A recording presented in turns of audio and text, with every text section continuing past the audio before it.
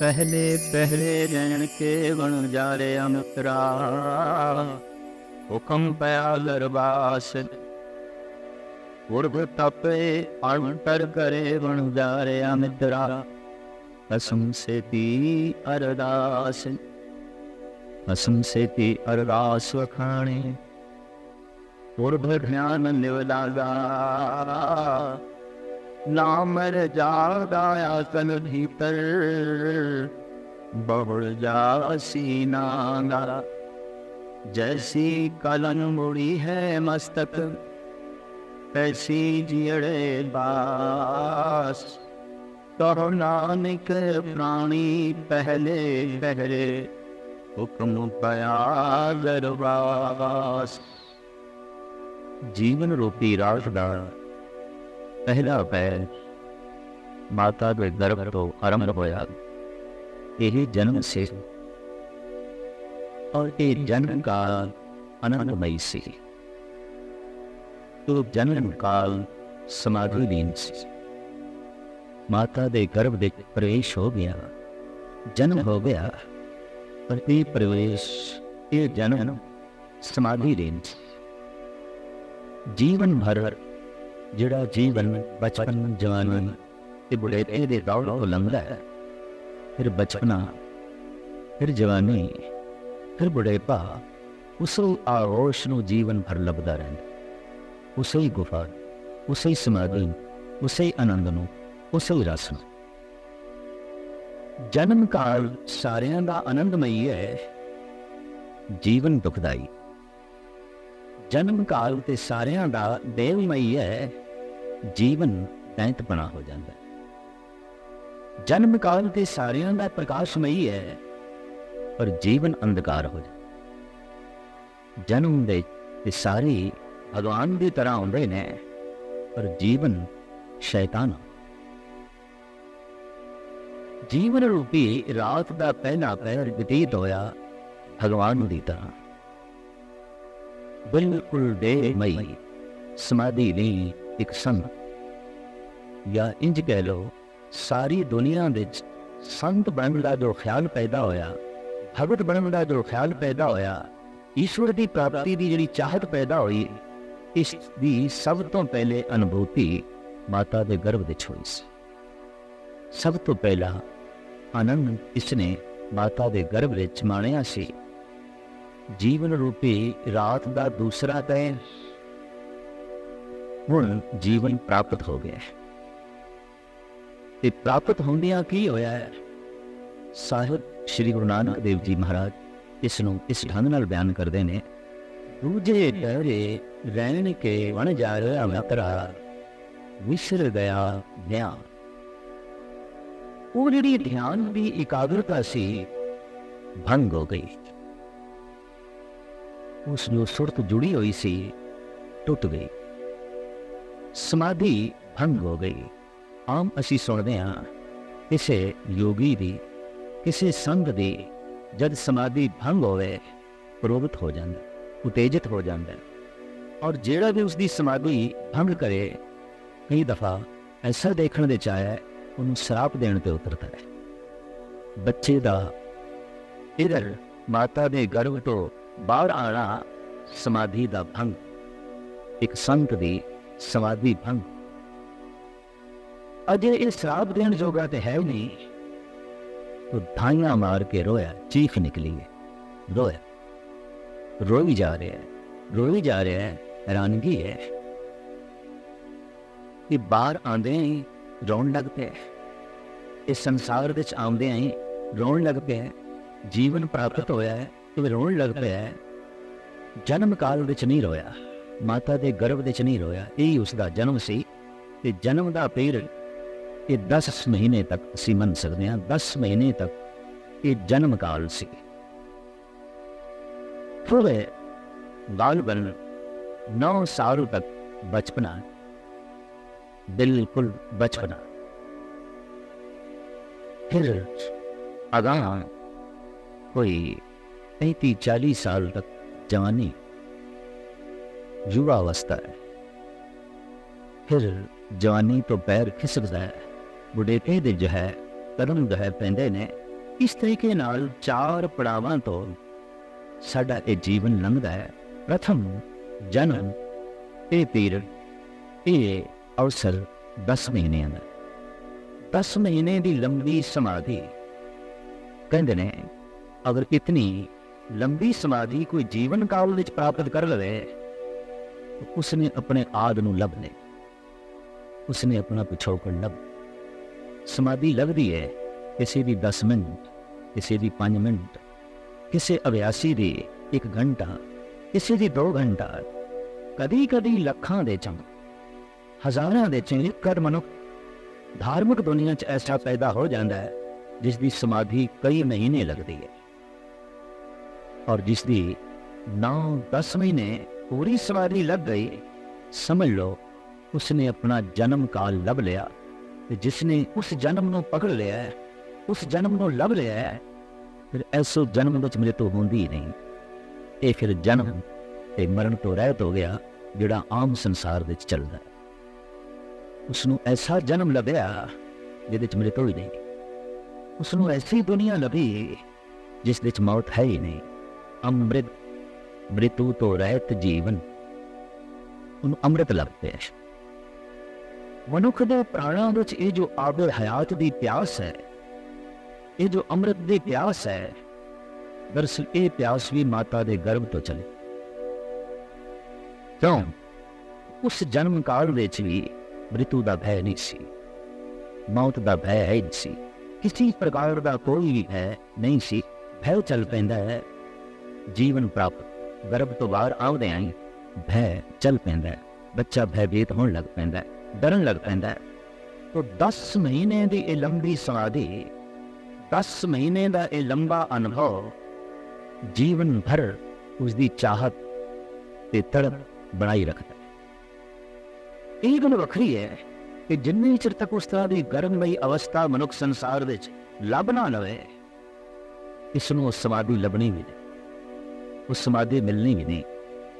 उस तरह की गर्ममई अवस्था नूं लभण लई जे कोई साधक जंगलों की तरफ भजे, पहाड़ों की कंदरां की तरफ भजे, जमीन विच भौड़ों की तरफ जो है भजे, बलावान उजाड़ अस्थानां दे उत्ते जो है भज पै, एकांत लभण की कोशिश की। एकांत का ये अनुभव भी माता दे गर्भ तो चले है, उत्थे भी एक सी, एकांत सी, एक दे नाल जुड़िया होया सी, खुद भी एक सी, दूजा है ही नहीं सी, तीजा है ही नहीं सी, चौथे दी कोई है ही नहीं सी, भीड़ बिल्कुल नहीं सी। अज भी जे कदी कदी मनुख भीड़ तो बेचैन हो जाता है, परेशान हो जाता है, किसी एक पासे चलिए, गुस्सा तो हाईवे चलिए, इस भीड़ तो भजिए, इस तरह का ख्याल जो पैदा हो जाता है, ये ख्याल भी जन्म काल तो मिले। पर जैसे जीवन प्राप्त होया, जन्म काल तो बाहर आया, माता दे गर्भ तो बाहर आया, लिव टूट गई, ध्यान टूट गया, समाधि भंग हो गई। गुरु नानक देव जी महाराज जीवन रूपी रात दे इस दूसरे पहर नूं इस ढंग नाल बयान करते ने। दूजे पैरे रहन के वन जा रहा मित्रा, विसर गया ध्यान, हथों हथ नचाइए वन जा रहा मित्रा, ज्यों जसोदा घरे कान। जिवें जसोदा लाड दे नाल कृष्ण नूं हत्थां विच नचांदी है, हिलांदी है, पिलांदी है, बगल घेर आउंदी है। दरअसल हर बच्चा मां लई ते कृष्ण है, हर बच्चे लई मां ते जसोदा ही है। बच्चा जो है पैसा ही क्यों नहीं, वो मां लई ते राजा बेटा। बच्चा चाहे पैसा ही क्यों नहीं, वो मां लई ते कृष्ण है, मां लई ते राम है, मां लई ते अवतार है, मां लई ते भगवान है, मां लई ते सब कुछ है, मां लई ते हुक्मरान है। बच्चा थोड़ा जिहा तोतली जबान नाल बोलना सीख जाए, जो कुछ बोलता है मां तत्छिन पूरा कर दी है। इंज जिन्हें किसी हुक्मरान की गल सुन के कोई गुलाम हाथ जोड़ के खड़ा हो जाता है ते गल मनन को तैयार होता है, इस तरह ही मां मनती है और गल मन के खुश होती है। हर मां लई बच्चा ते हुक्मरान है, ਹਰ ਮਾਂ ਲਈ ਬੱਚਾ ਤੇ ਉਸਦਾ ਰਾਜਾ ਬੇਟਾ, ਹਰ ਮਾਂ ਲਈ ਬੱਚਾ ਤੇ ਕ੍ਰਿਸ਼ਨ ਹੈ। ਇਸੇ ਖਿਆਲ ਨੂੰ ਗੁਰੂ ਨਾਨਕ ਦੇਵ ਜੀ ਮਹਾਰਾਜ ਇਸ ਦੂਸਰੇ ਪਹਿਰੇ ਦੇ ਬਿਆਨ ਪੈ ਕਰਦੇ ਨੇ।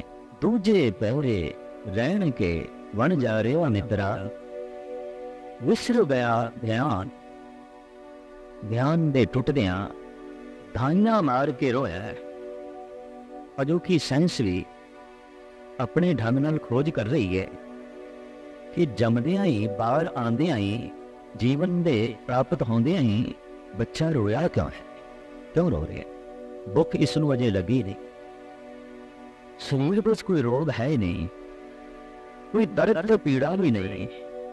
ਫਿਰ ਰੋਣ ਦਾ ਕਾਰਨ, ਕਿਉਂਕਿ ਰੋਣ ਦਾ ਕਾਰਨ ਕੇਵਲ ਦੁੱਖ ਹੀ ਹੈ। ਦੁੱਖ ਤੋਂ ਬਿਨਾਂ ਰੋਣਾ ਨਹੀਂ ਹੁੰਦਾ। ਤਮਾਮ ਹੰਝੂ ਦੁੱਖ ਦੀ ਬੁਨਿਆਦ ਤੇ ਖੜੇ ਨੇ। ਜਿਤਨਾ ਵੱਡਾ ਦੁੱਖ, ਜਿਤਨੀ ਵੱਡੀ ਬੁਨਿਆਦ, ਉਤਨਾ ਹੀ ਵੱਡਾ ਹੰਝੂਆਂ ਦਾ ਮਹਿਲ ਖੜਾ ਹੋ ਜਾਏ। ਜਿਤਨੀਆਂ ਵੱਡੀਆਂ ਦੁੱਖਾਂ ਦੀਆਂ ਜੜ੍ਹਾਂ, ਹੰਝੂਆਂ ਦੇ ਪੱਤੇ ਉਤਨੀ ਜ਼ਿਆਦਾ। ਹੰਝੂ ਤੇ ਦੁੱਖ ਤੋਂ ਵੀ, ਜਿਤਨਾ ਵੱਡਾ ਦੁੱਖ ਉਤਨੇ ਹੀ ਹੰਝੂ। ਇੱਕ ਆਲਮ ਦਾ ਤੇ ਐਸਾ ਕਹਿਣਾ ਹੈ ਕਿ ਮਨੁੱਖ ਦੀ ਅੱਖਾਂ ਦੇ ਚੋਂ ਅੱਜ ਤੱਕ ਜਿਤਨੇ ਹੰਝੂ ਵਗੇ ਨੇ, ਉਤਨਾ ਜਲ ਤੇ ਸ਼ਾਇਦ 7 ਸਾਗਰਾਂ ਵਿੱਚ ਵੀ ਨਹੀਂ ਹੈ। ਮਨੁੱਖ ਇਤਨਾ ਰੋਇਆ, ਇਤਨਾ ਰੋਇਆ, ਇਤਨਾ ਰੋਇਆ। ਰੋਣ ਦਾ ਕੋਈ ਕਾਰਨ ਹੋਣਾ ਚਾਹੀਦਾ ਹੈ, ਉਹ ਹੈ ਦੁੱਖ।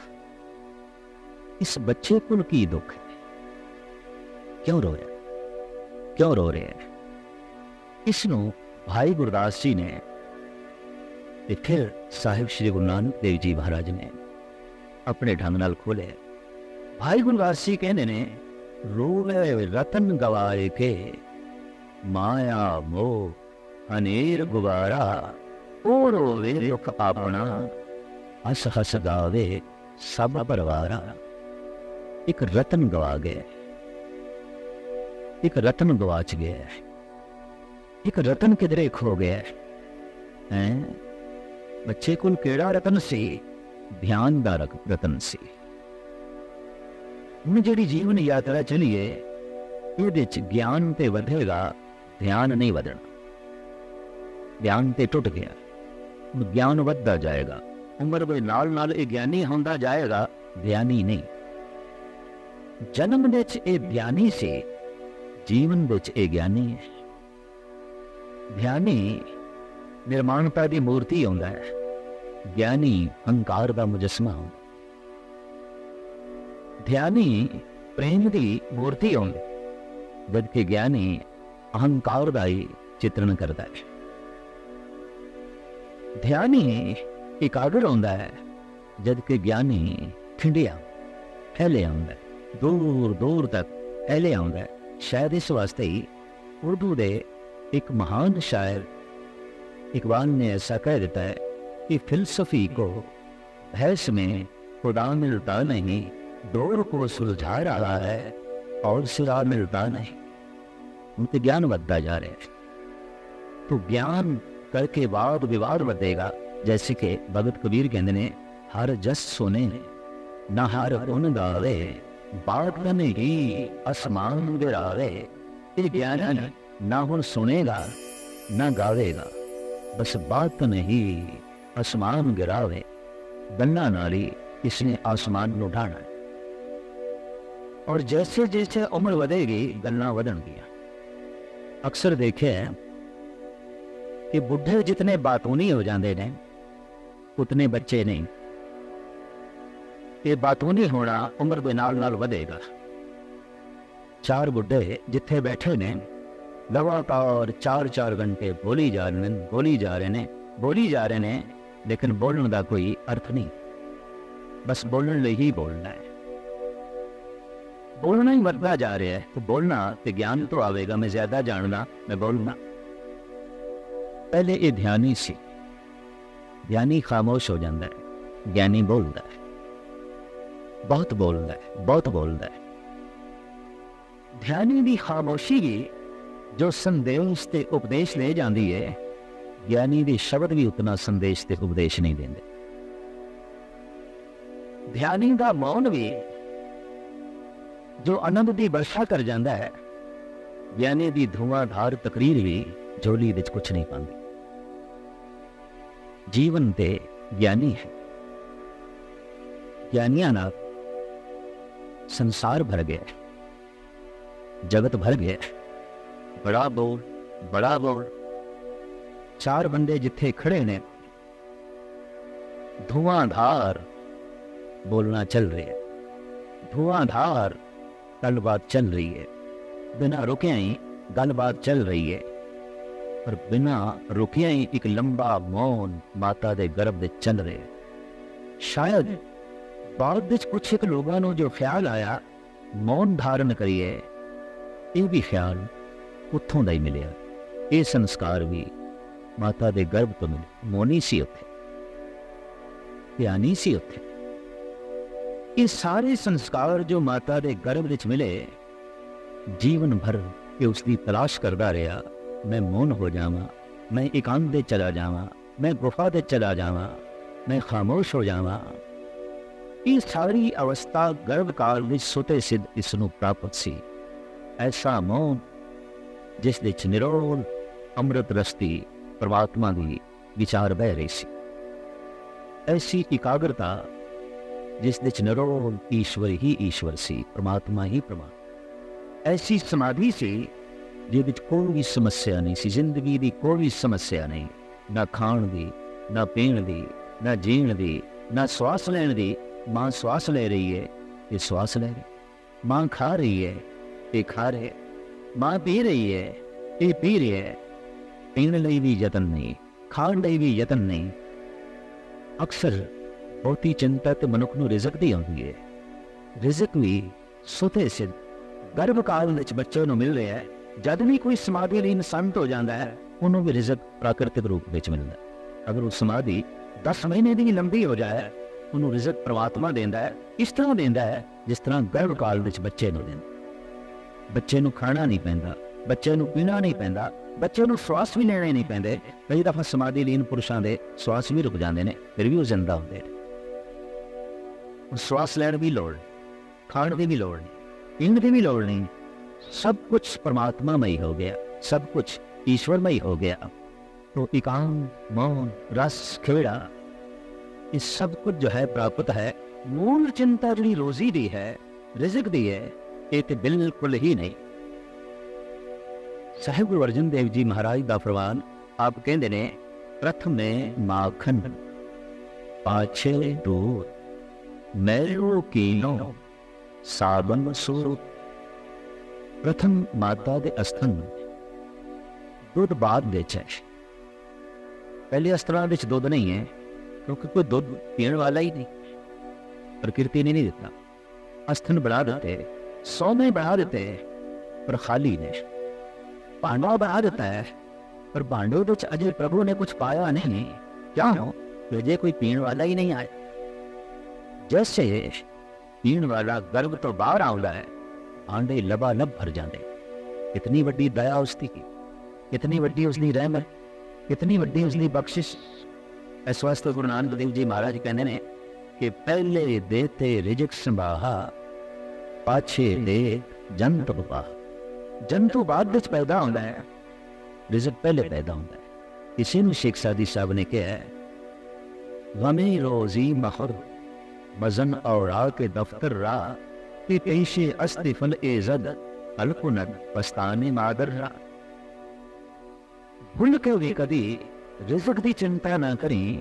देखते सही बच्चे दा जन्म बाद विच होया है, मां दे अस्थनां विच दुध पहले बन गया है। ईरान दा सम्राट सन कितनी खूबी दे नाल, कितने सोहने शब्दां दे नाल जगत नूं जो है समझा रहा है। दूसरा दायरा ध्यान टुट गया। जन्म जीवन विच बदल गया। जन्म जीवन दे प्रवाह दे चल पिया, प्रवाहित हो गया। पहले ठहरिया होया सी, हुण प्रवाहित हो। पहले रुकिया होया सी, हुण चल पिया। पहले समाधि लीन सी, हुण समस्या लीन हो, हुण समस्यावां विच घिर गया। जैसे समस्यावां विच घिरे है रोया है, और इस समस्या उदों ही पैदा हो जाती है जदों ये गर्भ तो बाहर आंदा। गर्भ तो बाहर आना ही समस्यावां दा जन्म हो। इंज नहीं कहना चाहिए कि बच्चे का जन्म होया है समस्यावां दा जन्म। इंज नहीं कहना चाहिए बच्चा जमया है कुछ दुख जमना है, विपता जमी है, कलेश जमे है। क्यों? बच्चा तो रो पे है, रोना तो दुख तो होंदा है, रोना तो कलेश तो होंदा है। कोई एक रतन गवाच गया इसके कोलों, वो सी ध्यान। तो माता दे गर्भ विच बच्चा ध्यानी है, जद के बाद विच सारा जीवन भर ये ज्ञानी बनने की कोशिश करेगा, ध्यानी बनने की नहीं। जन्म विच ध्यान है, जीवन विच ज्ञान है। ज्ञानी दा मन खिंडिया होवेगा, ध्यानी दा मन जुड़िया होवेगा। ज्ञानी चलाक होवेगा, ध्यानी भोला होवेगा। ज्ञानी दूसरियां नूं धोखा दे सकता है, ध्यानी दूसरियां को धोखा खा सकता है। इतना अंतर, इतना अंतर जमीन आसमान का। कोई धोखा खा के खुश होता है, कोई धोखा दे के खुश होता है। जो धोखा दे के खुश होवे वो तो ज्ञानी है, जो धोखा खा के भी प्रसन्न होवे वो तो ध्यानी है। जीवन भर अगर मनुष्य कुछ तलाश भी कर रहा है तो धार्मिक लोग कहते हैं ध्यान की तलाश कर रहे हैं। इस वास्ते कोई मंदिर जा रहा है, कोई गुरुद्वारे जा रहा है, इसलिए जा रहा है ध्यान साधना करने जा रहे हैं। और की ध्यानी बनने जा रहे हैं। ज्ञानी तो है, विद्यालय ज्ञानी बना रहे हैं, स्कूल ज्ञानी बना रहे हैं, बड़े बड़े कॉलेज मनुख को ज्ञानी बना रहे हैं। ज्ञान की वर्षा तो चारों पासे हो रही, कदम कदम ते स्कूल ते कॉलेज, कदम कदम के उत्ते ज्ञानियां दी भीड़। ज्ञान सिर दा बोझ बन के रह गए, ज्ञान भार बन के रह गया है। जानते बहुत कुछ हाँ, जिस दे संबंध जानते हाँ उसकी प्राप्ति कोई नहीं, वो कोल नहीं। बहुत कुछ जान ले, बहुत कुछ जान लिया। ज्ञान बोझ बन गया है, ज्ञान तनाव बन गया है। और इस सदी, ये 20वीं सदी जे ज्यादा तनाव ग्रस्त है तो उसका यही मतलब है कि बाकी तमाम सदियां नालों ये ज्यादा ज्ञानी सदी। ज्ञान ज्यादा, ज्ञान चरम सीमा ते पहुंच गया है तो फिर कुदरती गल है दुख भी चरम सीमा ते पहुंचना सी।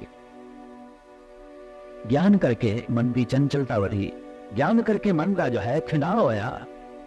ज्ञान सी ध्यान की प्राप्ति लई, लेकिन ज्ञान वरतिया गया फैलाव लई। तो बाहर तो बहुत कुछ पसर गया है, फैल गया है, बहुत कुछ प्राप्त भी हो गया है, खो गया है। तो ध्यान खोया है, और एक दफा जब खोया है तो जीवन भर झोली विच पिया ही नहीं। इधर एक गर्भ तो बाहर आया, इधर ध्यान की डोरी टुट गई, विसर गया सब ध्यान। गुरु नानक देव जी महाराज कहते ने ध्यान ते भुल गया, ध्यान ते टुट गया। ये रतन सी रोवे रतन गवाए के, मावा मोह अनेक गुवारा। ओ रोवे दुख अपना, हस हस गावे सज परवारा। भाई गुरवासी गर्भ काल दे उस ध्यानमई अवस्था नूं कहंदे ने वो एक रतन सी इस दे कोल जो जांदा रहा। इस वास्ते साहिबां दी बाणी कहंदी है ऐसा नाम रतन निर्मोलत, उन पदार्थ पाया। भगत उसी रतन नूं प्राप्त कर लेंदे। भगतां दे अंदर उसी रतन की जो है चाहत है। और जैसे उस बच्चे को ये रतन छुपे आउंदा है, गुझे रूप में आउंदा है, आम भाव बैरूनी दुनिया को जो है नहीं पता आउंदा। भगत भी इस रतन को हमेशा छुपा के रखने की कोशिश करते हैं। आप कहते हैं अनेक जतन कर हृदय रखया, रतन न छपे छपाया। ये गल वखरी है कि जब गर्भ काल तो बाहर आके उस ध्यान में रतन की प्राप्ति होती है तो फिर ध्यानी छुपया नहीं रह जाता। ये ठीक है कि माता का गर्भ उधर दस देंदा है इस दे कोई जीवन पल रहे, कोई जीवन है। ये गल वखरी है, समाधि लीन है, एकाग्र है। ध्यानी नूं वेख के भी पता चल जाता है ये तो जापदा है परमात्मा के गर्भ दे चला गया, ये तो ईश्वर के गर्भ दे चला गया, ये तो परम चेतना के गर्भ दे चला गया। जो माता के गर्भ दे बच्चा है सारी जिम्मेवारी मां ले। जो परम चेतना के गर्भ दे चला जाता है सारी जिम्मेवारी परम चेतना। परमात्मा दी, ईश्वर दी, निरोल ईश्वर दी। इस वास्ते अगर अनुभव ये आख रहा है कि सारी दुनिया दे धार्मिक अस्थान परम चेतना दे गर्भ की तलाश करने लई एक सहायता करते हैं, मदद करते हैं, ते धर्म मंदिरों की तरफ भजे हुए जाते मनुख गर्भ की तलाश कर रहे हैं। फर्क सिर्फ इतना है कि पहले जब इसके कोल सूक्ष्म शरीर से तो इसने माता के गर्भ की तलाश की सी, हुण इसके कोल अस्थूल शरीर है तो इसने परमात्मा के गर्भ की तलाश की, ईश्वर के गर्भ की तलाश की। बकायदा मंदिर दे जिहड़ी गुफा होंदी उन्होंने तो कहते ही गर्भ ने, मंदिर का एक गर्भ है और उसकी परिक्रमा की जाती। गर्भ की परिक्रमा क्यों कि गर्भ के अंदर देवता है। जब भी कोई परमात्मा का गर्भ प्राप्त कर लेंदा है वो तो देवता हो जाता है, ऐसा देवता हो जाता है जैसे कि सूक्ष्म शरीर माता के गर्भ में प्रवेश कर गया वो देवता ही है। और एक ऐसी प्रथा भी सारे देश के लंघी है कि जब कोई औरत गर्भवती हो जाती सी तो उसकी पूजा होती सी, परिवार के सारे सदस्य उसकी परिक्रमा करके पूजन करते सन। क्यों कि ये अज देवन बन गई है, कोई देवता समाधि लीन बैठा है इसके अंदर। अगर मंदिरों की पूजा है तो महज इसलिए ये परम चेतना का एक गर्भ का साकार स्वरूप ने इत्थे बैठिया बैठिया कोई समाधि लीन हो जाए तो परमात्मा के गर्भ विच बकायदा स्थित हो जाता है, टिक जाता है और हूबहू इस तरह टिक जाता है जैसे कि माता के गर्भ विच बच्चा। तो जिवें सूक्ष्म शरीर मां का गर्भ लभदा है, ये अस्थूल शरीर परमात्मा का गर्भ लभदे ने, ईश्वर का गर्भ लभदे ने और सारी जिंदगी भर उसी गर्भ की जो है तलाश होंदी है।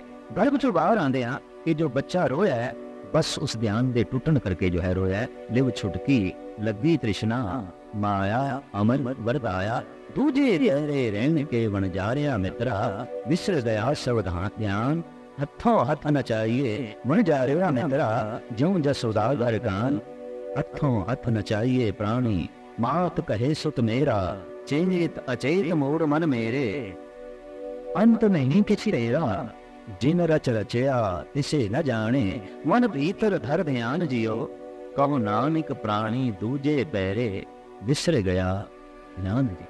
जीवन रूपी रात का दूजा पैर ते बचपना ध्यान जांदा रहा, ध्यान टुट गया।